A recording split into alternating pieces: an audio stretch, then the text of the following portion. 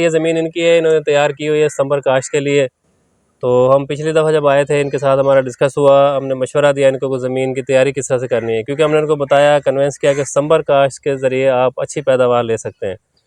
तो इन्होंने कहा जी कि माजी में हमने 1-2 मरतबा सितंबर काश्त से गन्ना लगाया तो उससे हमें कोई खातिर खा उस तरह का फ़ायदा नहीं हुआ या हमारी पैदावार उतनी नहीं बढ़ी। तो फिर जब हमने उनसे पूछा कि जनाब आपने ज़मीन की तैयारी किस तरह से की, तो भुट्टा साहब ने बताया कि तैयारी में हमने जो है वो एक तो लेज़र लेवल नहीं किया, दूसरा हमने गहरा हल नहीं चलाया, जो कि बहुत बड़ा एक यानी कि फ़ॉल्ट था ज़मीन की तैयारी में। तो इस दफ़ा भुट्टा साहब बताइएगा कि आपने ज़मीन की तैयारी जिस हिसाब हमने बताया था उस तरह से आपने की है, किस तरह से आपने ज़मीन तैयार की, ज़रा बताइएगा। बिल्कुल भाई उस तरह ही कीते।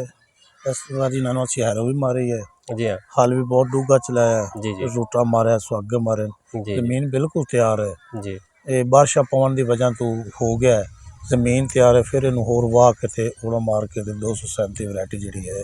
तो आप जैसे ज़मीन खुश्क होती है तो आप इंशाल्लाह इसकी सोइंग शुरू करें, बिजाई शुरू करें। वैरायटी आपने खुद ही बताया कि CPF 237 वैरायटी आपने लगानी है, बहुत अच्छी वैरायटी है, बड़ी अच्छी पैदावार देती है।